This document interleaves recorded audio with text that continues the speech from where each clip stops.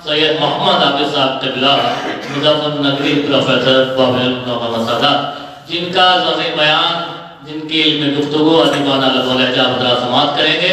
حضور والا آپ کے درمیان موجود ہیں، آپ ان کا استقبال نعرہ سلامت سے کریں۔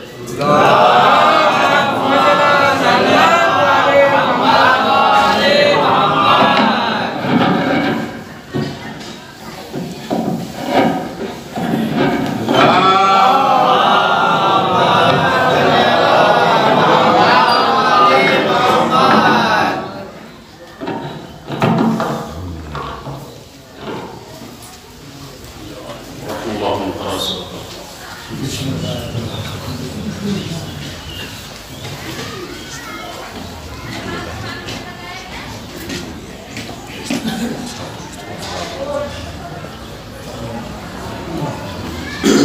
لا حول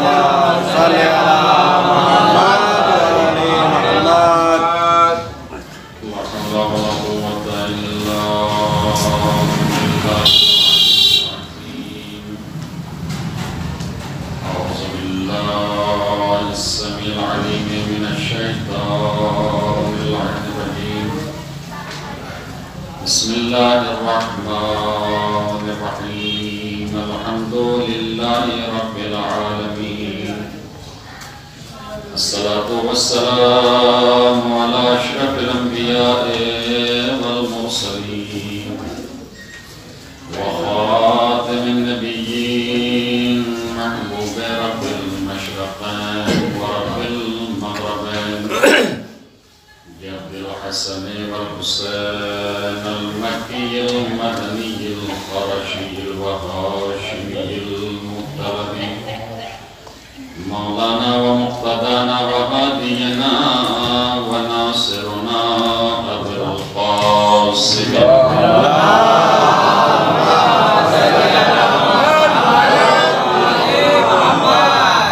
وآله الطيبين الطاهرين المعصومين المسلومين المنتجبين المنتقبين ولعنة الله على أعدائهم أجمعين من يومنا هذا إلى قيام يوم الدين أما بعد فقد قال الله تبارك وتعالى في كتابه الكريم بسم الله الرحمن الرحيم إنا نحن نحيي الموتى ونكتب ما قدموا وآثارهم وكل شيء أحصيناه في إمام مبين صلى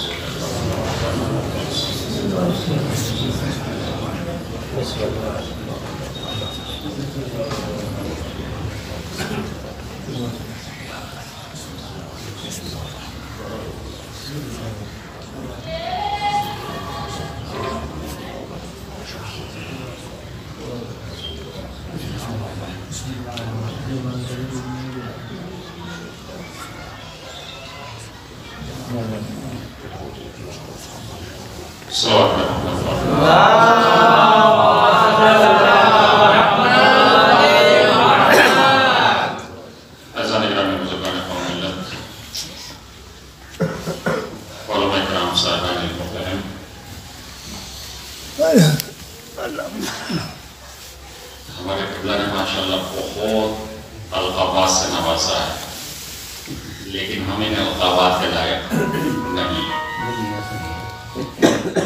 فقط یہ ہے کہ آئمہ اہل بیت علیہ السلام ہمارے ذکر کو، ہمارے سکر کو قبول کر لیں اور ان کی طرف سے داد تحسین مل جائے۔ یہ سب سے بڑا لقب بھی ہے، سب سے بڑی داد بھی ہے اور سب سے بڑی نجات بھی ہے۔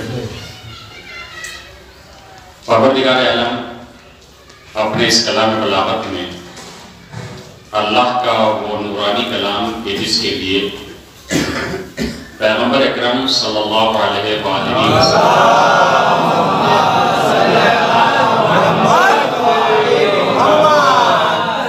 حضرت نے جناب سلمان سے فرمایا یا سلمان علیکا بقراءۃ القرآن، اے سلمان تمہارے لیے لازمی ہے کہ تم قرآن کریم کی تلاوت کرو، تم قرآن پڑھو۔ فَإِنَّا قِرَاءَتُهُ كَفَّارَةٌ لِلذُّنُوبِ، اس لیے کہ اگر تم قرآن پڑھو گے، قرآن کی تلاوت کرو گے تو یہ تمہارے گناہوں کا کفارہ ہوگا، تمہارے گناہ بخش دیے جائیں گے۔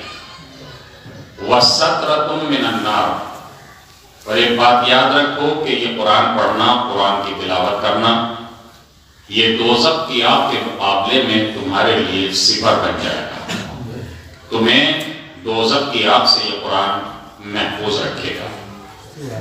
وَأَمَانٌ مِّنَ الْعَذَابِ، اس کے بعد نبی نے فرمایا کہ سلمان، یہ قرآن کریم کے جس کی تم تلاوت کرتے ہو، جسے تم پڑھتے ہو، یہ عذاب الہی سے تمہیں امن میں رکھتا ہے، تمہیں محفوظ رکھتا ہے، اس لیے کہ تم قرآن پڑھو گے تو اللہ کے عذاب سے محفوظ رہو گے۔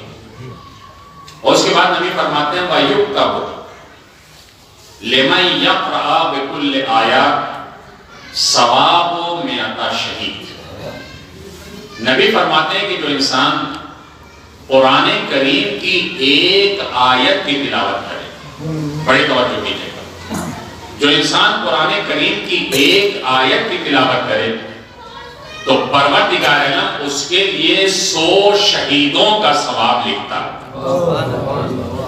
وَيُكْتَبُ لِمَن يَقْرَأَ بِكُلِّ آیَةٍ ثواب مئۃ شہید، اس کے لیے 100 شہیدوں کا ثواب لکھا جاتا ہے۔ اب آپ اندازہ لگائیے، ہمارے پاس جوان بعض بزرگ یہ کہتے ہیں ہم سے تو قرآن پڑھنا آتا ہی نہیں، تو شاید ہماری ملت میں، ہمارے سماج میں کوئی ایسا ہے ہی نہیں کہ جسے بسم اللہ الرحمن الرحیم نہ آتی جو کر رہے ہیں۔ تو اگر انسان پورے قرآن کو نہیں پڑھ سکتا تو حد اقل بسم اللہ الرحمن الرحیم کی تلاوت تو کر ہی سکتا ہے۔ تو نبی نے فرمایا کہ تم ایک آیت کی تلاوت کرو گے تو اللہ تمہیں 100 شہیدوں کا ثواب عطا کرے گا۔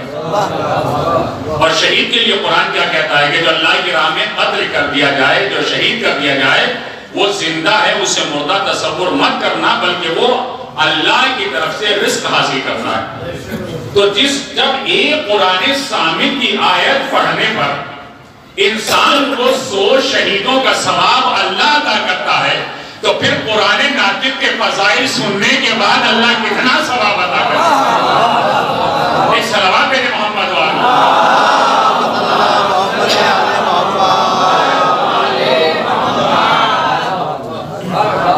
اس کے بعد نبی فرماتے ہیں وَيُعْطَى مِن كُلِّ سُورَةٍ ثواب نبی، نبی فرماتے ہیں کہ اگر انسان ایک سورے کی تلاوت کرے تو پروردگار عالم اسے ایک نبی کی زندگی کا ثواب عطا کرتا ہے۔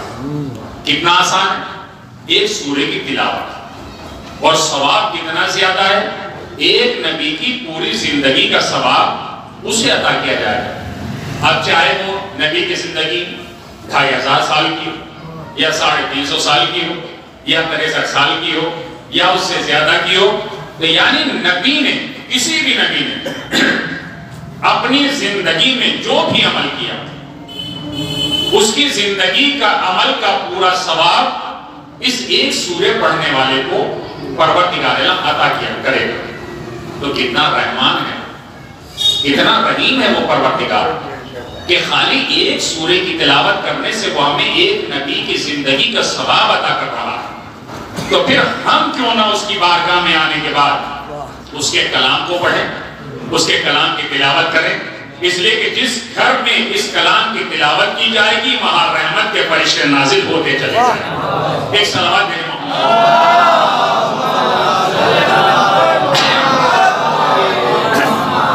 اور اس سے بہتر صلوات کریں۔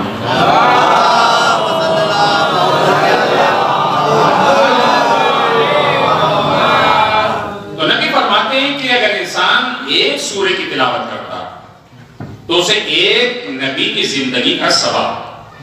پھر فرمایا وَنُنَزَّلُ الرَّحْمَةَ عَلَى صَاحِبِهِ، نبی فرماتے ہیں کہ جو انسان قرآن پڑھتا ہے، قرآن کی تلاوت کرتا ہے، ہم اس کے صاحب پر یعنی قرآن پڑھنے والے پر اپنی رحمتیں نازل کرتے ہیں۔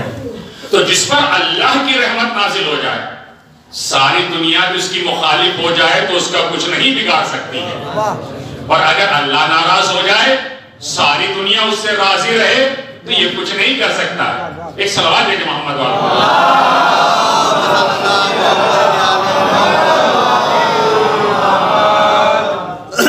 اس کے بعد نبی فرماتے ہیں وَتَسْتَغْفِرُونَ الْمَلَائِكَةَ،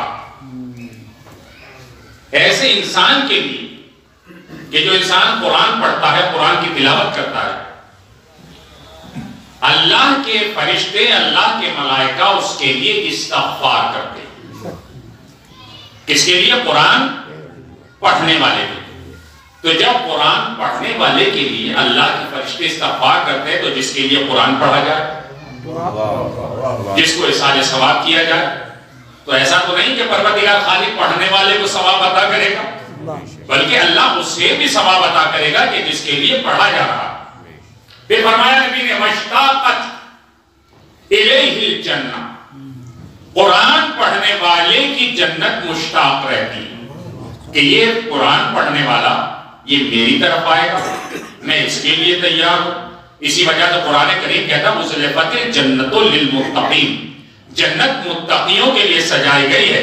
اس لیے کہ قرآن نے یہ نہیں کہا کہ جنت جن کے پاس مال زیادہ ان کے لیے سجائی گئی ہے، یہ قرآن یہ نہیں کہتا ہے کہ جن کا دنیا میں نام زیادہ ہے ان کے لیے جنت ہے، بلکہ قرآن کہتا ہے کہ ازلفت الجنت للمتقین، جنت متقیوں کے لیے سجائی گئی ہے۔ اور حقیقت میں متقی اسی کو کہا جائے گا کہ جو امام المتقین کا پیروکار ہوگا، جو امام المتقین کو مانتا ہوگا۔ اس کے بعد نبی نے فرمایا وَرِزَ الْمَوْلَى، آخری جملہ نبی فرماتے ہیں کہ قرآن پڑھنے والے سے اس کا مولا راضی ہو جاتا ہے۔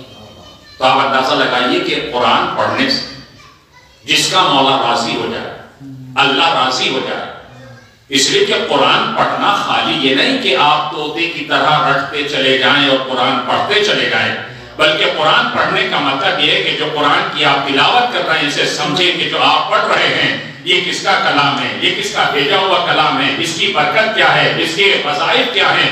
جب انسان اس قرآن کریم کی تلاوت کرتا چلا جائے گا اس کا دل بھی نورانی ہوتا چلا جائے گا، آنکھیں بھی نورانی ہوتی چلی جائے گا۔ ایک صلوات بھیجیں۔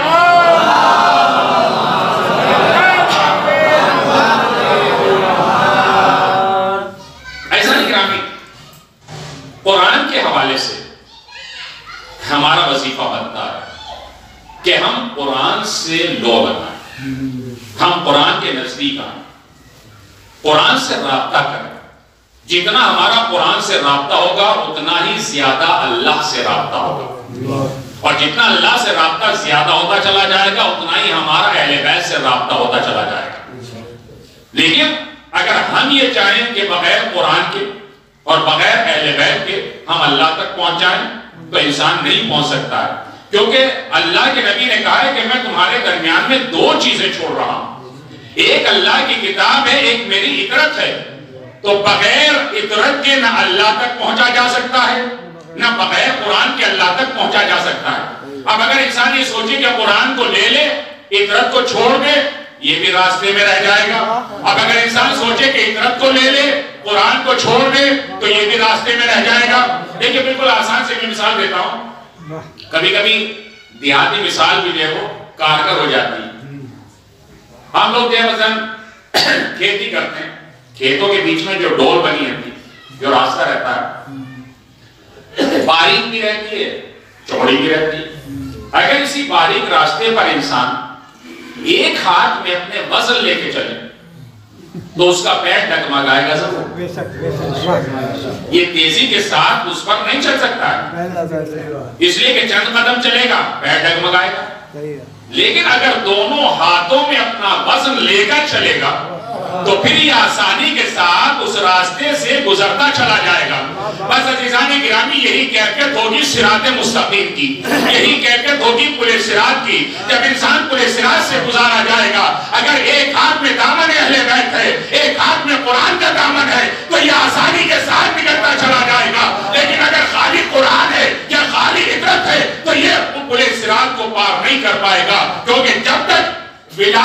آل محمد کا جواز نہیں ہوگا یہ پل صراط پار نہیں کر سکتا.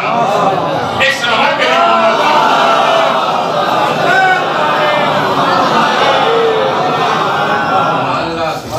اسی قرآن کریم میں پروردگار عالم نے سورہ یاسین کی ہے مبارکہ ہے، ماشاءاللہ علماء کرام تشریف فرمائیں، جسے میں نے سرنامہ کرام قرار دیا، جس میں سورہ یاسین یہ وہ سورہ ہے کہ جسے قلب قرآن کہا جاتا ہے، قرآن کا دل، قرآن کا امام. کیوں کہا؟ اب آپ یہ دیکھیں کہ سورہ یاسین اگر ہم پڑھتے ہیں، سورہ یاسین پڑھ کر آپ گھر سے نکلیں، آپ کا ارادہ نیک ہے، کسی کام کے لیے آپ جا رہے ہیں، تو روایتوں میں ہے کہ آپ سورہ یاسین پڑھیں، اپنے اوپر دم کریں اور اس کے بعد گھر سے نکلیں، اللہ آپ کے اس عمل کو پورا کرے گا. اسی طریقے سے انسان رات کو سونے سے پہلے اگر سورہ یاسین کی تلاوت کر کے سوئے تو ساری رات فرشتے اس کے محافظ بن جاتے ہیں. لیکن کام زیادہ نہیں، سورہ یاسین ایک 5 منٹ یا 7 منٹ کی آپ تلاوت کریں، سورہ یاسین میں جو ہے 5 منٹ یا 7 منٹ لگتی ہیں، اگر آپ سونے سے پہلے اس کی تلاوت کریں تو ساری رات ملائکہ فرشتے اس کے محافظ بن جاتے ہیں. اور روایتوں میں اور بھی بہت سی فضیلتیں بیان کی گئی ہیں کہ اگر انسان سورہ یاسین کی تلاوت کرتا ہے تو بہت سے امور، بہت سے کام اس کے حل ہو جاتے ہیں. اسی سورہ میں پروردگار عالم نے اشارہ فرمایا کہ اِنَّا نَحْنُ نُحْيِي الْمَوْتَى وَنَكْتُبُ مَا قَدَّمُوا وَآثَارَهُمْ وَكُلَّ شَيْءٍ أَحْصَيْنَاهُ فِي إِمَامٍ مُبِينٍ. اللہ کہتا ہے ہم ہیں مردوں کو زندگی عطا کرنے والے، مردہ کو زندہ کرنے والے ہم ہیں، زندگی کو موت دینے والے ہم ہیں. لیکن آپ انصاف سے بتائیے، ماشاءاللہ صاحبان علم و فہم کا مجمع ہے، کہ پروردگار عالم کی ذات اکیلی،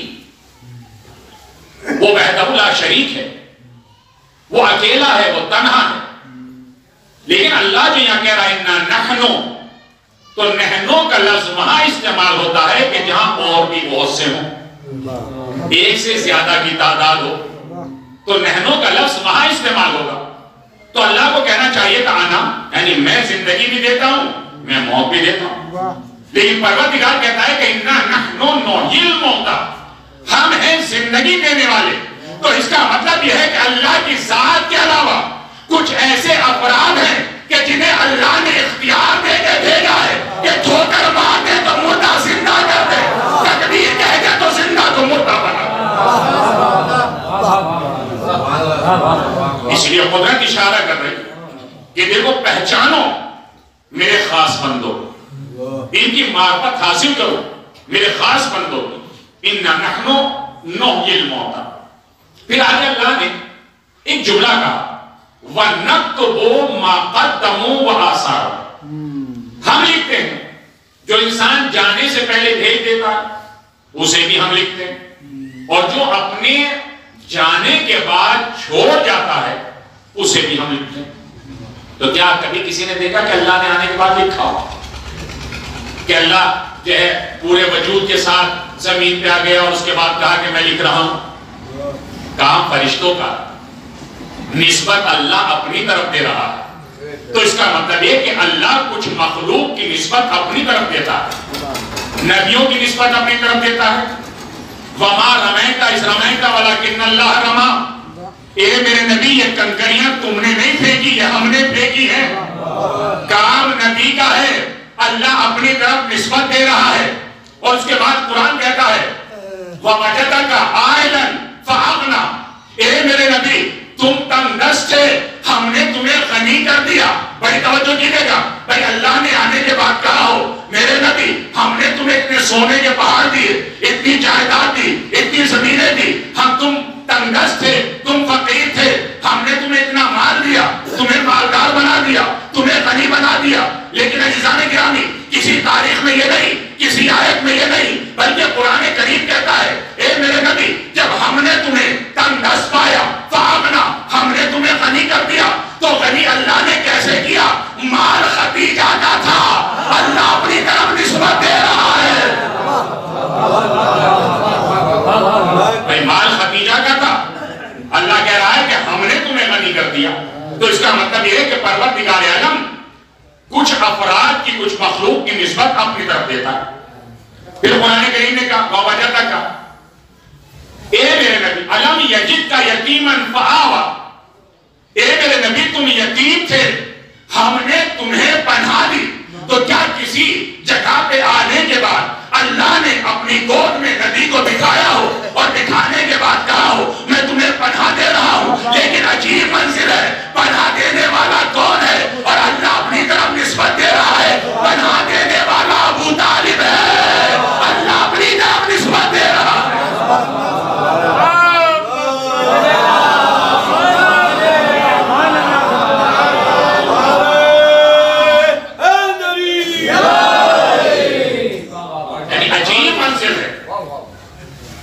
پناہ دی جناب ابو طالب نے، پالا جناب ابو طالب نے۔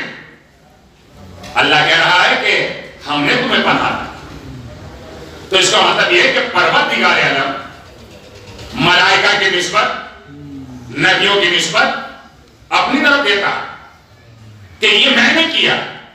اب جو قرآن کریم یہ کہتا ہے وَنَكْتُبُ مَا قَدَّمُوا وَآثَارَهُمْ، ہم لکھتے ہیں جو تم نے اپنے جانے سے پہلے بھیج دیا، اور ہم اسے بھی لکھتے ہیں کہ جو تم نے جانے کے بعد چھوڑ دیا۔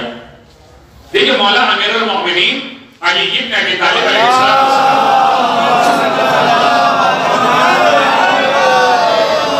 نہج البلاغہ میں ایک بہترین جملہ اپنے ارشاد فرمایا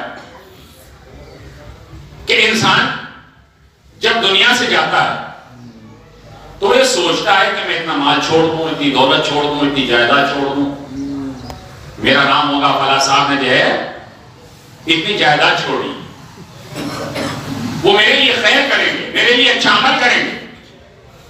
مولا فرماتے ہیں تو جو دوسروں پہ بھروسہ کر کے جا رہا ہے تو اپنے جانے سے پہلے خود کیوں نہیں کرتا؟ بھئی اپنے جانے سے پہلے بھیج دے، اس لیے کہ جو تو بھیج دے گا وہ تیرا ہے، جو چھوڑ جائے گا وہ غیروں کا ہے، تیرا نہیں ہے۔ اس لیے کہ یہ تو توفیق کی بات ہے، جو اس نے چھوڑا اگر اولاد کو توفیق ہو گئی تو وہ نماز میں ہاتھوں کو اٹھا کے کہے گی ربنا اغفر لی ولوالدی، اور اگر توفیق نہیں ہوئی تو وہ بھی گئی۔ تو جو مال، جو دولت، جو شہرت، جو سب کچھ چھوڑا وہ سب ختم۔ تو اسی لیے کہا گیا کہ وَنَكْتُبُ مَا قَدَّمُوا وَآثَارَهُمْ، ہم لکھتے ہیں جو تم نے اپنے جانے سے پہلے بھیج دیا، جو اپنے بعد چھوڑ دیا، ہم اسے بھی لکھتے ہیں۔ بھائی دیکھیں بالکل آسان سی بات ہے، جب میت کو دفن کرتے ہیں ایک اعلان عام ہوتا ہے، میں مومنین سے گزارش ہے کہ نماز وحشت قبر پڑھ دی۔ تو یہ آخر کیوں؟ یہ نماز وحشت کی گزارش کیوں؟ قضا نمازوں کی گزارش کیوں؟ یہ احسان ثواب کی گزارش کیوں؟ تو یہ تو اللہ کہہ رہا ہے کہ نَكْتُبُ مَا قَدَّمُوا وَآثَارَهُمْ، جو جانے سے پہلے تم نے بھیج دیا ہم اسے بھی لکھتے ہیں، جو تمہارے بعد عمل کیا جا رہا ہے ہم اسے بھی لکھتے ہیں۔ ایسا نہیں ہے کہ تم یہاں دنیا سے چلے گئے تو تمہارا نام عمل منقطع ہو گیا۔ جب کسی نے اعتراض کیا کہ شیعہ کہتے ہیں کہ قبر میں فقط اصول کے بارے میں سوال کیا جائے گا، فروع کے بارے میں سوال نہیں ہوگا۔ سوال کیا جائے گا من ربوں کا، من دینوں کا، من اماموں کا، من کتابوں کا، من نبیوں کا، تیرا نبی کون ہے، تیرا رب کون ہے، تیرا امام کون ہے۔ تو کہا ہاں بھائی اصول کے بارے میں سوال ہوگا، کہا فروع کے بارے میں کیوں نہیں؟ کہا اس لیے کہ اللہ عادل، اگر فروع کے بارے میں سوال کیا جائے تو اللہ کی عدالت پہ فرق آئے گا۔ تو کہنے والا کہتا ہے کہ اللہ کی عدالت پہ کیسے فرق آئے گا؟ کہا اس لیے کہ اگر قبر میں فروع کے بارے میں سوال کیا جائے اور مرنے والا یہ کہے کہ میں نے نمازیں نہیں پڑھی، میں نے روزے نہیں رکھے، میں نے عمل خیر نہیں کیا تو اللہ کی عدالت کا تقاضا یہ ہے کہ وہ فرشتے سے کہے کہ اس کی قبر کو انگاروں سے بھر دے، اس کے گرز لگائے، تو جب وہ گرز لگائے گا اس کی قبر آگ سے بھر جائے گی، تو پھر قیامت میں حساب و کتاب کا مسئلہ کیا ہے؟ بھائی توجہ، پھر قیامت میں حساب و کتاب کا مسئلہ کیا ہے؟ لیکن اللہ کیونکہ عادل ہے، اگر وہ ایک دفعہ سزا دے دے گا تو پھر دوبارہ سزا نہیں دے گا، تو اسی وجہ سے اللہ نے کہا نَكْتُبُ مَا قَدَّمُوا وَآثَارَهُمْ، ہم لکھتے ہیں جو اپنے جانے سے پہلے بھیج دیتا ہے، جو اپنے جانے کے بعد چھوڑ دیتا ہے، ہم اسے بھی لکھتے ہیں۔ تو اللہ کہہ رہا ہے اگر قیامت تک اس کی نسل میں ایک بھی کوئی اس کے لیے عمل خیر کرتا رہے گا تو ہم لکھتے رہیں گے۔ سبحان اللہ، سبحان اللہ، سبحان اللہ۔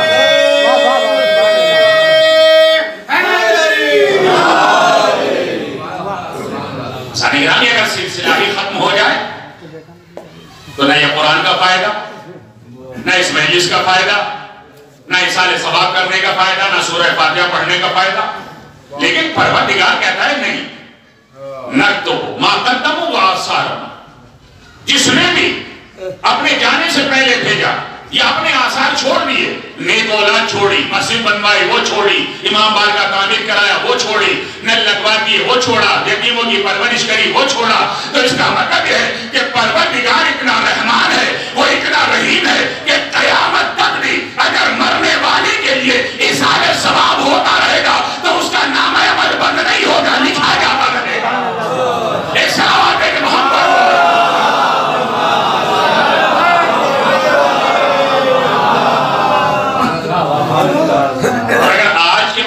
دور کے حساب سے دیکھا جائے تو آج کا نام عمل تو عجیب ہے، جہاں قرآن کریم کہتا ہے کہ اپنے والدین کا احترام کرو، جہاں قرآن کہتا ہے اپنے والدین کی عزت کرو، جہاں قرآن کہتا ہے کہ اپنے والدین کے آگے مت چلو، جہاں احادیث میں بیان کیا گیا کہ اپنے والدین سے پہلے نہ بیٹھو، تمہارا قدم تمہارے والدین سے آگے نہ ہو، آج وہی معاشرے میں ہمارا جوان کہتا ہے ڈیڈی، ابے یار توجہ کیجئے گا میرے جملوں پر، تو جہاں باپ تھا اب وہی باپ یار کی حیثیت سے ہو گیا۔ کہا جاتا ہے بھئی ماڈرن زمانہ ہے، بھئی اس ماڈرن زمانے کو خاک میں ملا دو، اس ماڈرن زمانے کا کرنا کیا ہے؟ جہاں ماں باپ کی عزت خاک میں مل رہی ہے تو تم وہاں ماڈرن زمانہ دیکھ رہے ہو، اس لیے کہ اگر ماڈرن زمانے کی باتیں ہوتی تو قرآن پہلے ہی منع کر دیتا کہ والدین کا احترام نہ کرو، لیکن قرآن کہہ رہا ہے خبردار اپنے والدین کے سامنے افتن بھی نہ کرنا، اپنے والدین کے سامنے افتن بھی نہ کرنا۔ آج جب ہم اپنے جوانوں سے کہتے ہیں بھئی یہ کیا ہے، کیا وہاں صاحب ترقی کر رہے ہیں، سائنس کی ترقی ہے، زمانے کی ترقی ہے، معاشرے کی ترقی ہے، لیکن ایسا نگرامی یہ ترقی نہیں ہے، یہ حقیقت میں تنزلی ہے۔ جوان کی عمر بڑھتی ہے ماں باپ کی دعاؤں سے، جوان کے رزق میں ترقی ہوتی ہے ماں باپ کی دعاؤں سے، جوان سے وہ سالم رہتا ہے ماں باپ کی دعاؤں سے۔ تو اس کا مطلب یہ آج جو شکوہ رہتا ہے ہمارے جوانوں کا، ہم پریشان حال ہیں، تنگ دست ہیں، رزق سے پریشان ہیں، روزگار سے پریشان ہیں، تو معصوم نے ایسے نہیں کہا ہے، معصوم فرماتے ہیں جب تم پریشانی میں مبتلا ہو جاؤ تو کہیں جانے کی ضرورت نہیں ہے، اپنے والدین کے پاس آ جاؤ، ان سے اپنے لیے دعا کرا دو، اگر وہ دعا کر دیں گے تو اللہ دعا قبول کر دے گا۔ سبحان اللہ، سبحان اللہ۔ موبائل کرے گا سانی گرامی کتنا رتبہ ہے، کتنا بڑا مقام ہے، کتنی منزلت ہے والدین کی، لیکن یاد رکھیے اسی کے ساتھ ساتھ والدین کا بھی فریضہ ہے۔ والدین یہ نہ سوچیں کہ سب کچھ حق میرا ہی، کیونکہ بہت سے والدین یہ سوچنے لگتے ہیں کہ میں اسے آپ کر دوں گا تو یہ آپ ہو جائے گا، اس کے سارے عمل حق ہو جائیں گے، اس کے سارے عمل بیکار ہو جائیں گے۔ نہیں، ایسا نگرانی اولاد کا بھی کچھ حق ہے۔ اگر والدین ظلم اور زیادتی کر رہے ہیں اولاد کے اوپر تو یہاں یہ نہیں کہ آپ اپنے حق کو استعمال کریں اور اسے کہتے ہیں میں نے آپ کر دیا، روایتوں میں ہے کہ اولاد بھی والدین کو عاق کر سکتی. توجہ کیجئے گا، دیکھیں ایک بہت ہی ظریف نقطہ کہہ رہا ہوں. تو لہذا ان چیزوں میں ہمیں احتیاط کرنی چاہیے. ہمیں دیکھنا چاہیے کہ ہمارا قدم کہاں اٹھ رہا ہے، ہمارا عمل کیا کہہ رہا ہے، ہمارا سماج کیا کہہ رہا ہے، ہمارا معاشرہ ہمیں کہاں لے جا رہا ہے. تو نہ سماج کو دیکھو، نہ معاشرے کو دیکھو، بلکہ یہ دیکھو ہمارے امام نے کیا کہا ہے، قرآن کیا کہہ رہا ہے، حدیث کیا کہہ رہا ہے. اس آدھے محمد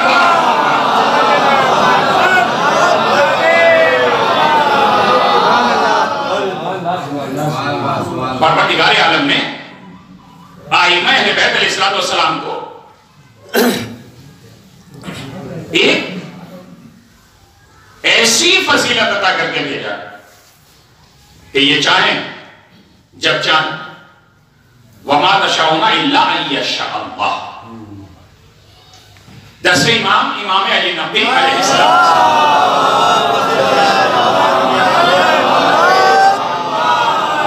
حضرت فرماتے ہیں اللہ جعل قلوب الائمہ مورداً لإرادتہ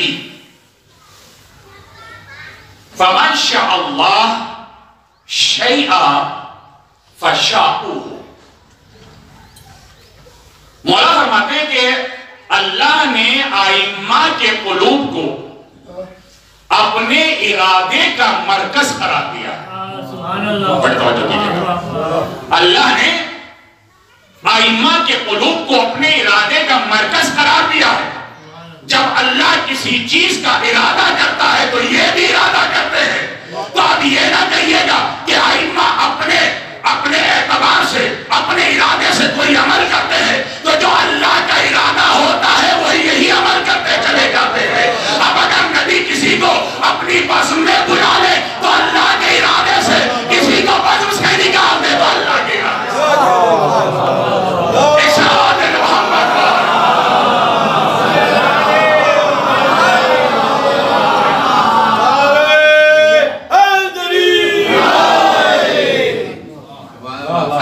اللہ نے انہیں اختیارات دے کر دیا.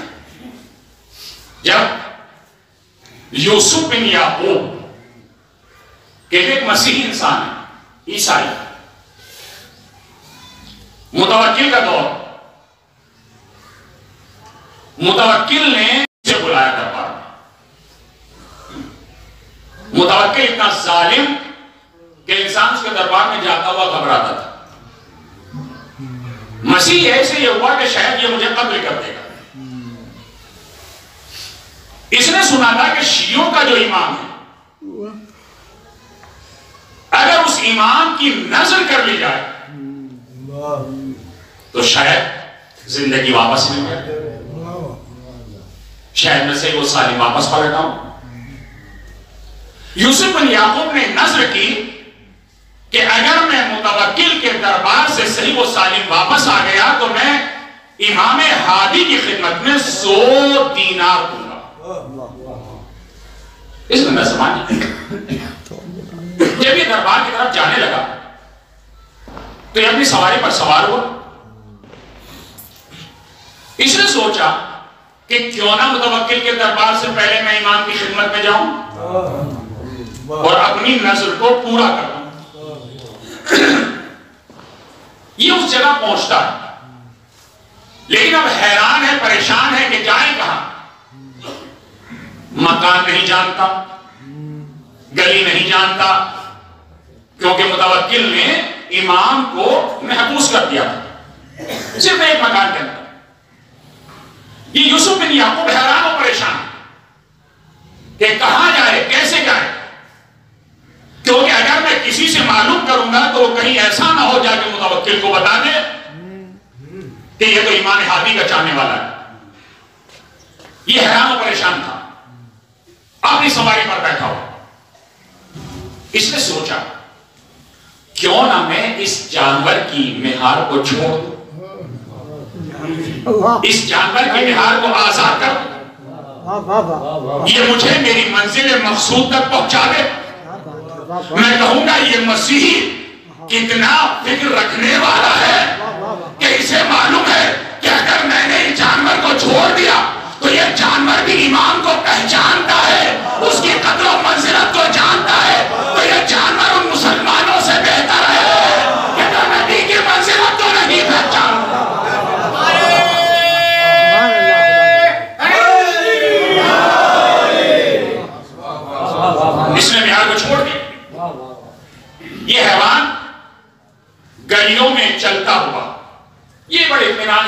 سواری پر سوار گلیوں میں چلتا ہوا ایک منزل پر آ کر رک جاتا ہے. اس نے بڑی کوشش کی کہ یہ میرا حیوان میری سواری آگے بڑھ جائے، مگر سواری آگے نہیں بڑھی. یہ سوچ ہی رہا تھا، اتنے میں ایک دروازہ کھلا. ایک غلام باہر آیا اور آنے کے بعد کہتا ہے یوسف ابن یعقوب تیری منزل یہی ہے. اے یوسف ابن یعقوب تیری منزل یہی ہے. یہ مسیح کہتا ہے کہ میں سوچ میں پڑ گیا، اس شہر میں میرا کوئی نام نہیں جانتا، مجھے نہیں پہچانتا، لیکن اس غلام میں آنے کے بعد میرا نام لے کر آواز دی ہے یوسف بن یعقوب تیری منزل یہی ہے. کہا میری پہلی دلیل پوری ہو گئی، جو میں سوچ رہا تھا وہ حقیقت ہے. کہا میں سواری سے اترا. کیا میں سواری سے اترا؟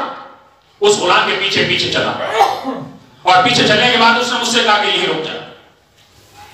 کہا میں رک گیا. وہ اندر گیا، جانے کے بعد اجازت لے کر آیا اور آنے کے بعد مجھ سے کہا اے یوسف بن یعقوب جو تیرے پاس 100 دینار کی تھیلی ہے جو تو نے نظر مانگی تھی وہ لا مجھے دے دے. کہا میری دوسری دلیل پوری ہو گئی، مجھے اور یقین بڑھ گیا. میں نے وہ تھیلی نکالی اور نکالنے کے بعد اس پہ حوالے کر دیا. کہا اس کے بعد وہ غلام آیا، آنے کے بعد کہا چل تجھے امام نے بلایا. کہا میں اندر داخل ہوا تو میں نے دیکھا کہ ایک بدر کامل کہ جس کے چہرے سے نور کی شعاعیں نکل رہی تھی وہ وہاں پر بیٹھا ہوا اور کہتا ہے یوسف بن یعقوب آجا میرے قریب آجا، اللہ نے تیری دعا کو سن لیا. یاد رکھ متوکل تیرا کچھ نہیں بگاڑ سکتا. تو جائے گا صحیح وہ سالم واپس پلٹے گا. یہ کون ضمانت دے رہا ہے؟ یہ وقت کا امام ضمانت دے رہا ہے. بھائی عزیزان گرامی ہمارا یہی تو عقیدہ ہے کہ جب ہم سفر میں جاتے ہیں تو امام ضامن باندھ کے جاتے ہیں، کیونکہ عقیدہ ہے کہ جس کی ضمانت میں جا رہے ہیں صحیح وہ سالم جائیں گے بھی، صحیح وہ سالم واپس بھی پلٹیں گے. اشارت ہے کہ محمد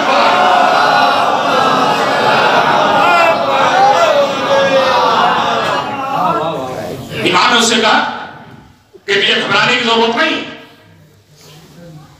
یوسف بن یعقوب یہ کہتا ہے کہ میری تینوں دلیلیں پوری ہو گئی. امام نے فرمایا یوسف تو ہم پر ایمان نہیں لائے گا، تو اس دنیا سے مسیحی جائے گا، لیکن تیری اولاد وہ ہمارے چاہنے والوں میں سے ہوگی، اپنی جان ہمارے اوپر قربان کریں گے. یعنی عجیب منظر ہے. امام ابھی نسل پیدا نہیں ہوئی، ابھی دنیا میں آیا نہیں، مگر امام بتا رہے ہیں کہ آنے والا تیرا بیٹا ہمارا چاہنے والا ہوگا. تو اس کا مطلب یہ ہے کہ امام جانتے ہیں کہ چاہنے والا کون ہے، چاہنے والا کون ہے. اور یہی وجہ ہے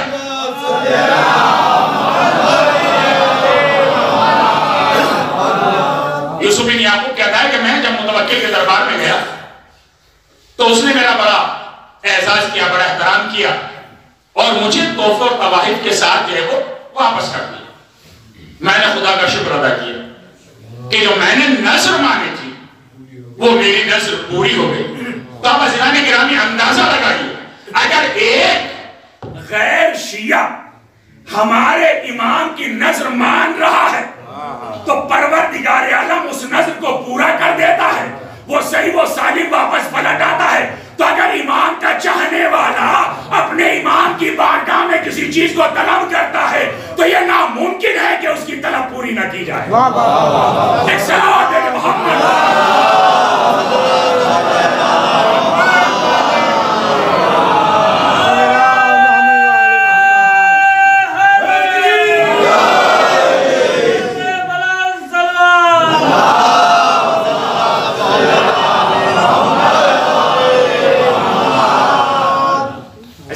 میرے بزرگوں، میرے جوانوں، قرآن کریم نے دوسری جگہ پر ارشاد فرمائے اِنَّا نَحْنُ وَنُحْيِي الْمَوْتَى وَإِلَيْنَا الْمَصِيرُ، ہم ہیں مردوں کو زندگی دینے والے، اور یاد رکھو کہ تم ہماری طرف واپس پلٹائے جاؤ، اس لیے کہ تمہیں کہیں اور نہیں جانا ہے، تمہیں ہماری طرف واپس پلٹ کر آنا ہے۔ تو ائمہ اہل بیت علیہ السلام نے ہمیں زندگی کا طریقہ بتایا، زندگی کا سلیقہ بتایا کہ کس طرح انسان اپنی زندگی گزارے، انسان کس طریقے سے اپنی زندگی کو اللہ کے لیے وقف کر لے، اس لیے کہ وہ خالق ہے، وہ مالک ہے، وہ ہمیں رزق عطا کرتا ہے، وہ ہمیں اس سب سے بڑا اس کا شکر یہ ہے کہ اس نے ہمیں انسان بنا کے بھیجا، ورنہ اس کا اختیار تھا وہ ہمیں حیوان بھی بنا سکتا، لیکن ہم اس کا جتنا بھی شکریہ ادا کریں اتنا ہی کم ہے۔ اور عزیزان گرامی، سب سے زیادہ ہو جاتا ہے ایک بیٹا باپ سے جدا ہو جاتا ہے جب کسی نے چھٹے امام جعفر صادق علیہ السلام حضرت سے سوال کیا کہ مولا ماں باپ کے لیے سب سے زیادہ خوشی کا مقام کون سا ہوتا ہے؟ امام فرماتے ہیں جب بیٹا 18 سال کا ہو جائے تو ماں باپ اس کے چلنے کو دیکھتے ہیں، اس کی خوبصورتی کو دیکھتے ہیں، اس کے انداز کو دیکھتے ہیں، تو ماں باپ خوش ہوتے ہیں۔ سائل کہتا ہے کہ مولا ماں باپ کے لیے سب سے زیادہ مصیبت کا وقت کون سا ہوتا ہے؟ امام فرماتے ہیں جب بیٹا 18 سال کا ہو جائے، نظروں کے سامنے بیٹے کا جنازہ پڑا، تو امام فرماتے ہیں کہ وہ موقع ماں باپ کے لیے مصیبت کا موقع ہوتا۔ اس کے بعد امام نے رو کے کہا ہائے میرے جد مظلوم کہ جنہوں نے علی اکبر کے سینے سے برشی نکالی۔ جزاک اللہ خیر، جزا خدا کوئی غم نہ دے سوائے غم مسلوب۔ عزیزو، ایک بھائی سے جدا ہو جاتا ہے، ایک بیٹا باپ سے جدا ہو جاتا ہے، ایک دوست اپنے دوستوں سے جدا ہو جاتا ہے، ایک عزیز اپنے عزیزوں سے جدا ہو جاتا ہے، لیکن وہ بھائی کہ جس پر حسین کو بھی فخر تھا، وہ بھائی کہ جس پر زینب کو فخر تھا کہ جب تک میرا باپ زندہ ہے میری کوئی چادر نہیں چھین سکتا۔ جزاکم اللہ خیر جزا سو۔ اسے کہا گیا کہ جناب عباس کے مسائل بیان کیے جائیں۔ ایک بھائی بھائیوں سے جدا ہوا، جب جناب عباس نے آنے کے بعد مولا سے کہا کہ مولا مجھے بھی مرنے کی اجازت دیجیے، حسین نے بڑی حسرت سے بھائی کو دیکھا۔ بھائی کا سہارا ہوتا ہے۔ اتنے میں کانوں میں خیمے سے رونے کی آواز بچوں کی آنے لگی، بچوں کی آواز آ رہی تھی العطش العطش۔ ہائے حسین نے آوازوں کو سنا، بھیا پاس کا بھیا کوئی پانی کی سبیل کرو۔ عباس خیمے میں آئے، آنے کے بعد سکینہ کو آواز دی، اے میری بیٹی اپنا سوکھا مشکیزہ لے آؤ۔ سکینہ نے بچوں کو جمع کیا، جمع کرنے کے بعد بچوں سے کہتی ہے بچوں ارے گھبراؤ نہیں، میرا چچا پانی لینے جا رہا ہے، میں بعد میں پانی پیوں گی، پہلے تمہیں پانی پلاؤں گی۔ جزاکم اللہ خیر جزا خدا کوئی غم نہ دے سوائے غم مسلوب کربلا کے۔ عزیزو، سکینہ نے اپنا سوکھا مشکیزہ چچا کے علم میں باندھ دیا۔ عباس آئے، خیمے میں آنے کے بعد شہزادی زینب سے کہا شہزادی میں رخصتی کے لیے آیا ہوں. ہاں زینب نے تمام بیویوں کو جمع کیا. جمع کرنے کے بعد بیویوں سے کہا اے بیویوں میں نے تم سے پردے کا وعدہ کیا تھا لیکن میں اپنا وعدہ واپس لے رہی ہوں. ارے میرا غیرت کہاں جا.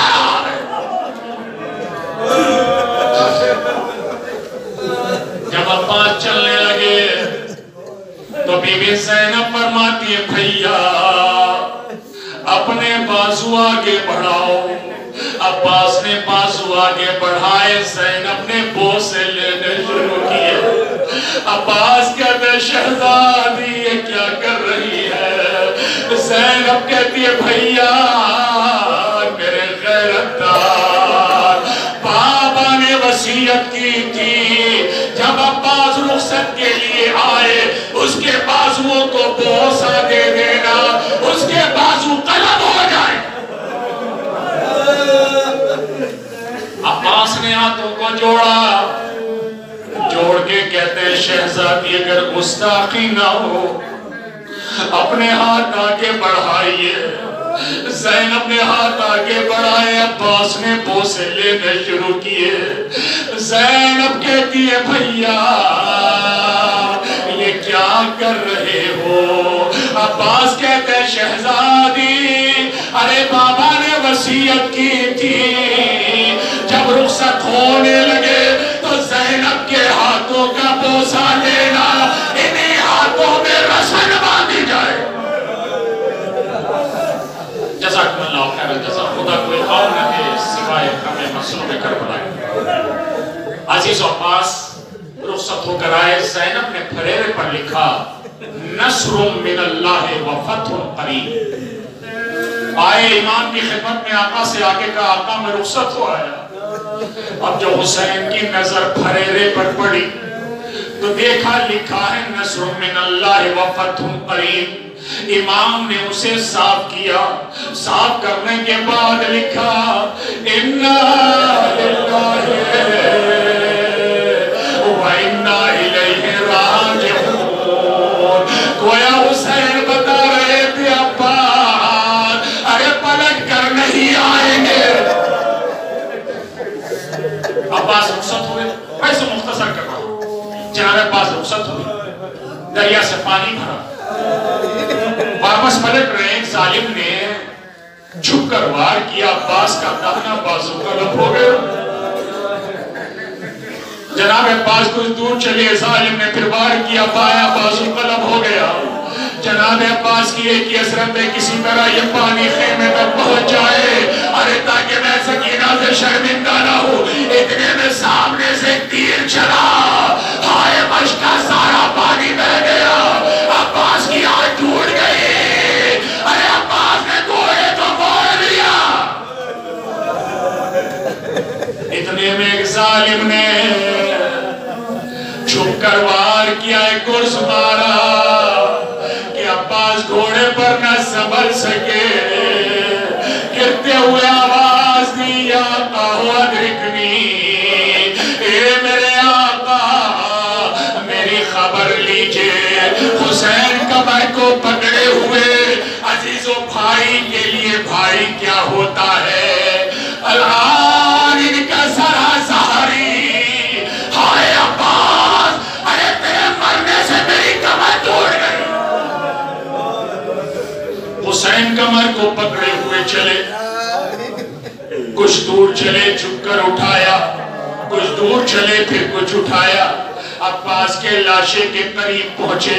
دیکھا کہ 32 سالہ جوان بھائی لیٹا ہوا ہے.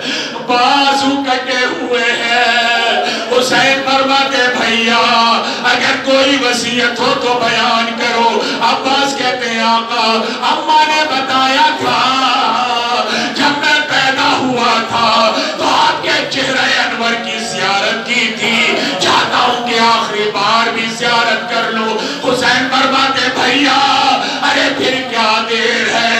عباس کہتے ہیں آقا ایک آنکھ میں تیر لگا ہے ایک آنکھ میں خون جمع حافظ، اللہ کے بچوں کو سلامت رکھے، آپ کے بھائیوں کو سلامت رکھے۔ جناب عباس نے ایک جملہ کہا، نفسیاتی جملہ۔ جناب عباس فرماتے ہیں آقا میں آپ کو اتنی بھی زحمت نہ دیتا اگر میرے بازو سلامت ہوتے۔ عزیز و حسین فرماتے بھائی عباس میری بھی ایک وصیت ہے، مجھے ایک بار بھائی کہہ دو۔ عباس کہتے آقا ارے اماں نے منع کیا ہے، خبردار، ارے ہمیشہ آقا کہنا۔ عزیزو جیسے جناب عباس نے یہ جملہ کہا، اتنے میں ایک ہوا چلی، ایک بی بی برقع پوش معظمہ ارے ان جگہ تشریف لائی، عباس کے سر کو زانوں پہ رکھ کے کہتی ہے اے میرے لال، اے میرے لال عباس، ارے مجھے ماں کہہ دے، اپنے آقا کو بھائی کہہ دے۔ بس آخری جملہ روایت میں کہ جب زندان قید سے چھوٹنے کے بعد، زندان شام سے چھوٹنے کے بعد زینب کربلا آئی تو زینب نے اپنے کو بھائی کی قبر پہ گرا دیا۔ زینب بہت روئی، روتے روتے ایک مرتبہ زینب سجاد سے کہتی ہے میرے لال سید سجاد میرے خیرت دار کی قبر پہ ہو، میرے خیرت دار کی قبر پہ مجھے لے چلو۔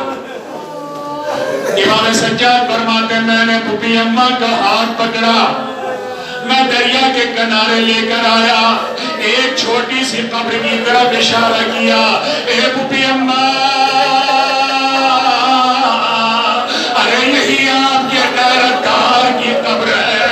ایک مرتبہ زینب نے کبھی سجاد کو دیکھا، کبھی قبر کی طرف دیکھا، ایک مرتبہ زینب نے طرف کے کہا اے میرے لال، ارے میں عباس کی قبر پوچھ رہی ہوں، بس سجاد نے سرو سینہ بھیگا، اے پھوپھی اماں ارے شہادت کے بعد چچا کے لاش کے ٹکڑے ارے میں نے جمع کیے، یہ چچا کی قبر ہے۔ ہائے زینب نے قبر سے لپٹ کے کہا اے میرے بھائیا، یہ زینب اجڑ کے آ گئی۔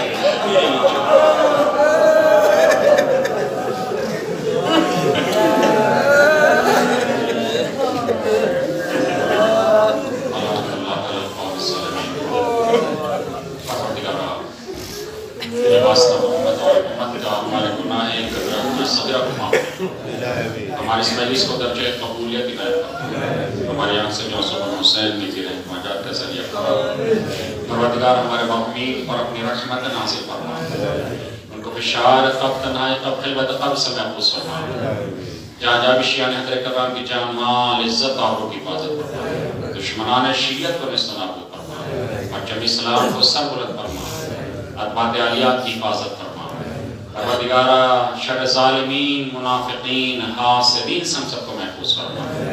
جیسا وہ دن آ جائے کہ جنت البقیع میں روزے تعمیر ہو جائے، ہم سب کو جنت البقیع کی زیارت سے مشرف فرما، ہمیں علم و عمل کی توفیق عنایت فرما، پرچم اسلام کو سر بلند فرما، اتباع عالیات کی حفاظت فرما، پروردگارہ تجھے واسطہ محمد و آل محمد کا امام زمانہ کے ظہور میں تاجل فرما، ہم سب کو کیا انصار میں شمار کر آپ حضرات سے گزارش ایک مرتبہ سورہ حمد اور 3 مرتبہ سورہ اخلاص فرما کر مرحوم کے حسین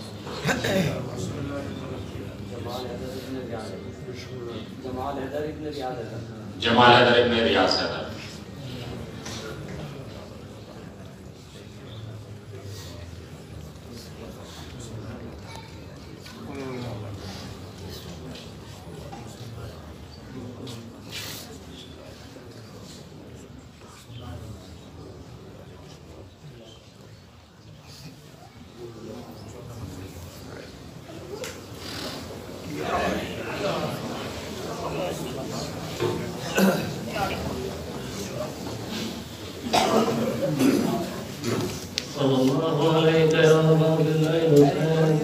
وعلى الأرواح التي نلقنا إليك مني سلام الله يا بنا فرد بقي الليل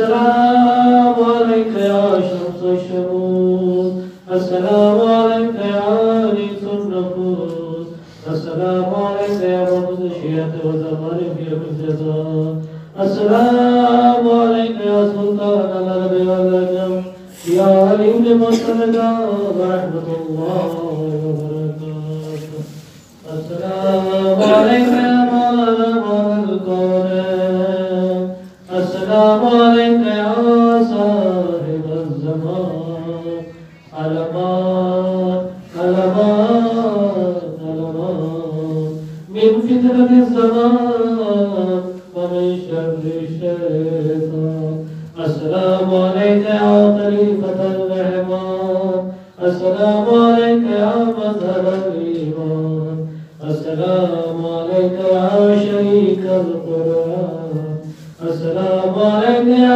إمام زماننا عزتنا الله تعالى فرجك وسأل الله تعالى مخرجك وزهور